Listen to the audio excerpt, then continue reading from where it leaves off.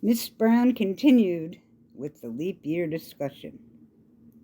It's true, Susan, and farmers might be planting crops in January, and Christmas might come on a 90-degree summer day.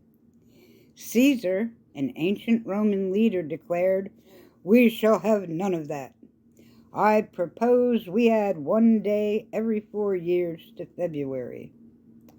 So it was declared, and so it was done. A bell sounded. It was time for morning recess. Before we left the classroom, Miss Brown asked us to think about animals that leap. She wanted to work leap year into our English class. We would have to write a 2-page story about an animal that leaped. It could be fact or fiction. We groaned a little as we left the classroom, but the assignment became the hot topic at recess. Tommy Jackson liked to watch dance moves on TikTok. He and a buddy were trying some new steps. He said, "I'm going to write my story about a hip-hop kangaroo that teaches people to dance." We all laughed, but it sounded like a fun idea to all of us. Susan piped up, "Humans are considered animals, right? I will write a story about a girl who wants to leap through the air as a graceful ballerina." I started thinking about the tiny frogs that we heard singing. It was in Puerto Rico. It is where our family visited an auntie over the long President's Day weekend. Auntie enjoyed the sound of these little frogs, but Mom had trouble sleeping through the night.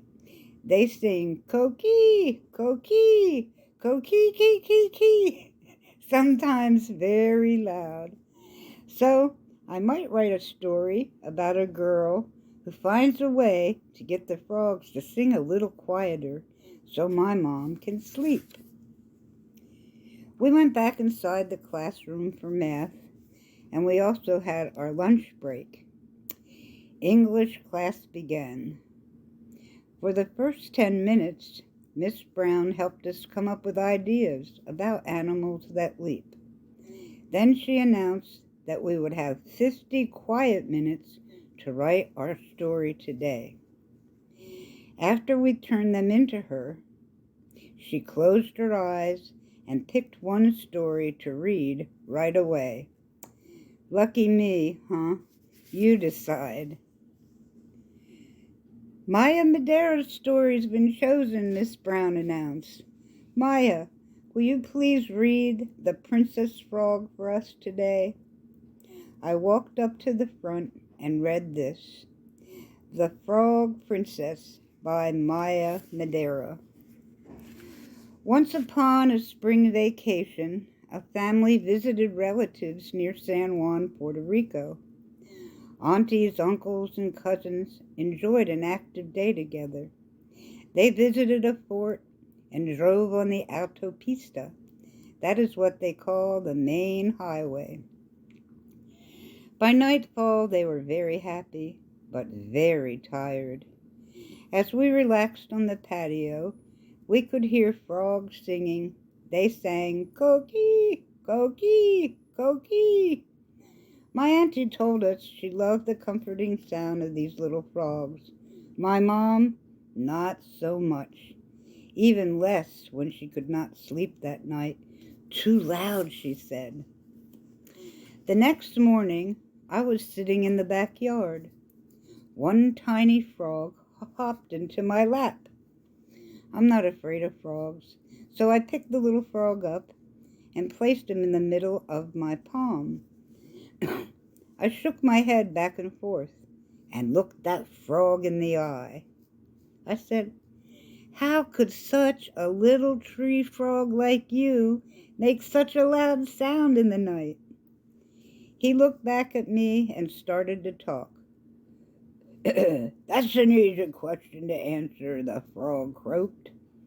I was taken aback, but I said, "Oh yes? What's your story? How can we get some quiet to sleep?" He thought. "Let's see where to start. Well, A long time ago, there was a beautiful, kind frog princess. She would visit each night and bring us tasty cookies. We looked forward to her arrival. Then one night, a huge, abominable cookie monster type kidnapped her, and she was never seen again. In her honor, and also as a plea, the frogs sing, "Cookie, cookie." To some it sounds like they're asking for coffee, coffee. But this idea did not work out in Hawaii. They were not croaking for coffee, coffee. They did not need all that caffeine. What they wanted was their Princess Frog and her wonderful cookies, cookies. That is the story, the frog explained. Well, if I give you some cookies, will you ask your buddies to be quiet for a week so my mom can sleep? I asked the little frog. Yes, that is the secret. If you pour a 1-pound bag of cookies into the stream at the end of the yard, the frogs for a mile in all directions will take a vow of silence for 16 hours. Oh, really? So, if I pour a bag of cookies into the stream every night while we are here, we are guaranteed quiet? It's a deal, the frog croaked. You're on, Froggy. I'll see you at sunset. What's your favorite cookie? Chocolate chip, he croaked and jumped out of her lap and headed for the stream. That night, she brought a large bag of chocolate chip cookies. She shook them into the stream. She watched the frogs charge for the munchies. The little frog from the morning was watching from the bank. He came over with something in his hand. This is a tiara, the little frog croaked. You have now been crowned the Frog Princess. My mom was able to sleep again, and the frogs were very happy. The end.